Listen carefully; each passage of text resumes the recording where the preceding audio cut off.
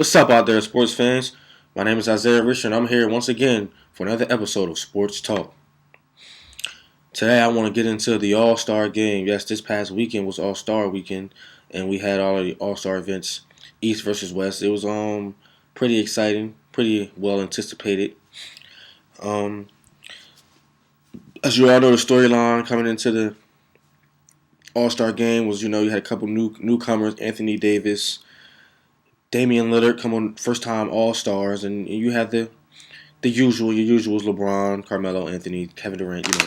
But the storyline was actually how competitive would the game be, and how long would it take for the game to be competitive. The fans want to see exciting basketball, but at the same time, you want to see some defense being played, and But it was a great game.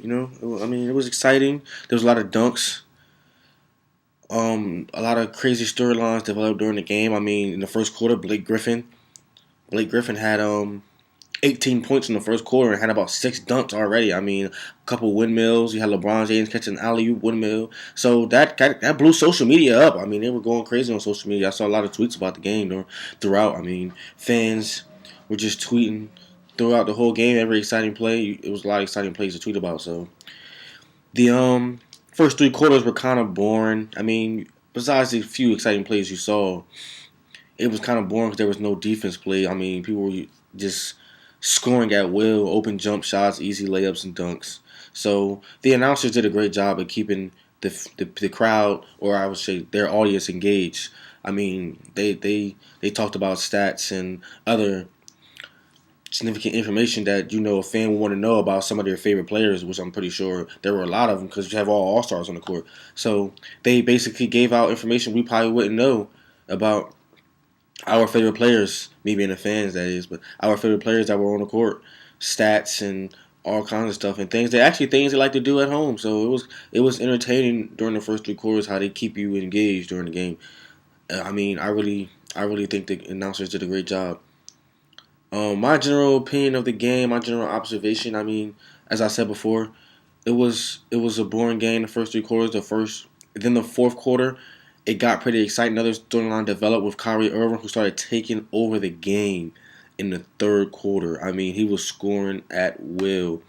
The East were down about 17 points, and they actually started cranking up the defense. And Kyrie Irving led the charge to bring them back, which they actually, at the end of the game, they ended up winning.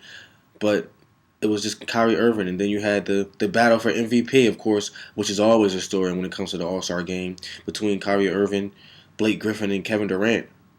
I mean, I think if the West would have won, Kevin Durant and Blake Griffin would have won MVP. I mean, it would have been co-MVP just because they both entered the game with 38 points each. So it was ridiculous. They were playing real great basketball at the end of the fourth quarter. So, I mean, it was great. Kyrie Irving ended up winning MVP because the East obviously won the game, and fans loved it. I saw a lot of tweets. If you're watching his commercials, they call him MVP for Uncle Drew and all that other funny stuff. But that's pretty much it, man. All-Star Weekend. It was pretty fun. It was exciting. It was a great game. It was good to see a competitive end of third to going into the fourth quarter. The East bench was up the whole fourth quarter. I mean, they just came with more energy. But that's it for today. I'm Isaiah Richmond, and I'm out.